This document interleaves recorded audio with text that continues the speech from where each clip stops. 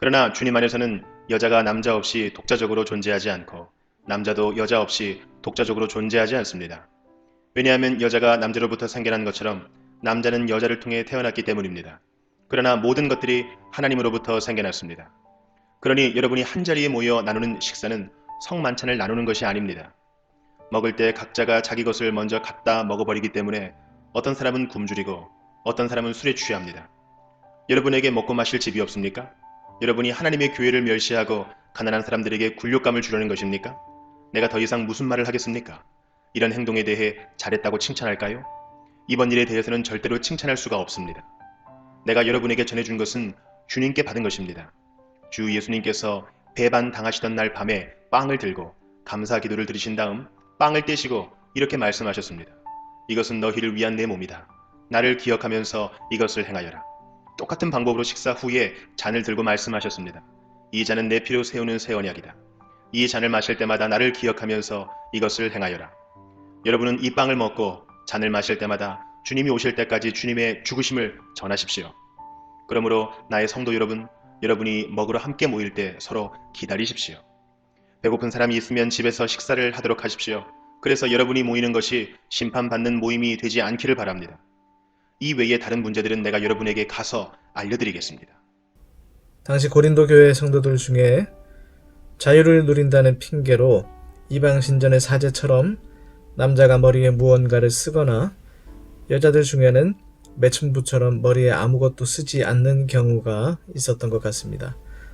그래서 바울은 아주 단호하게 남자가 머리에 무언가를 쓰고 기도하거나 예언하는 것은 머리 되시는 그리스도를 욕되게 하는 것이며, 여자가 머리에 무언가를 쓰지 않고 기도하거나 예언을 하면 자기 머리를 욕되게 하는 것이라고 권면했습니다.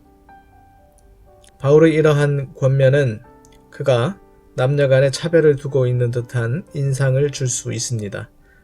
그래서 바울은 또 한 가지 중요한 말씀으로 주님 안에서 남녀는 서로 돕고 서로 배려하고 서로 존중해야 할 존재임을 분명히 밝힙니다.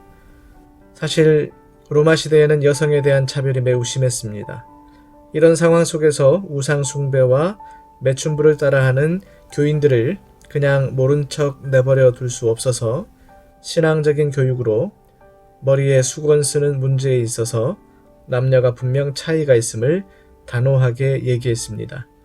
그러나 자신이 전하는 말 때문에 교인들이 오해하지 않도록 주님 안에서 남녀 모두 하나님께로부터 지음받은 소중한 존재, 평등한 존재로서 서로 존중하고 배려하고 사랑해야 함을 일깨워 준 것입니다. 바울은 또 한 가지 성찬식에 대해서 언급하고 있습니다. 당시에는 예배를 드릴 때마다 각자 빵과 포도주를 준비해 와서 함께 나누어 먹었습니다. 가난한 교인들은 음식을 준비해 오기 힘들었기 때문에 여유가 있는 교인들이 좀 넉넉히 음식을 준비해 와서 가난한 자들과 함께 나누어 먹어야 했습니다. 가난한 자들은 하루 종일 열심히 일해야 먹고 살 수 있었기 때문에 보통 교회 모임에 늦게 도착했습니다. 그런데 먼저 교회에 도착했던 교인들이 늦게 오는 사람들을 기다려주지 않고 자신들이 가져온 음식을 다 먹고 마셔버리는 경우가 많았습니다. 당연히 늦게 도착한 가난한 사람들은 먹을 것이 없어서 굶주릴 수밖에 없었습니다. 사도 바울은 이렇게 남을 위한 배려심이 부족한 고린도 교회 성도들에게 주님께서 제정하신 성만찬 예식을 전하면서 십자가 위에서 우리를 위해서 자신의 몸과 피를 온전히 다 내어주신 주님의 희생과 헌신과 섬김을 기념하고 전하라고 말했습니다. 그리고 결론적으로 그러므로 먹으러 함께 모일 때 서로 기다려주라고 권면했습니다. 오늘 함께 묵상한 말씀을 통해서 우리는 서로 존중하고 배려하고 사랑하며 살아야 할 존재임을 다시 한번 깊이 깨닫게 된 줄 믿습니다. 기도하겠습니다. 우리를 위해서 십자가 위에서 자신의 전부를 다 내어주신 주님, 우리도 남녀 간에 서로 부자는 가난한 자를, 강한 자는 약한 자를 배려하면서 서로 존중하고 섬기면서 예수 그리스도의 사랑을 함께 나누며 살게 해 주시옵소서.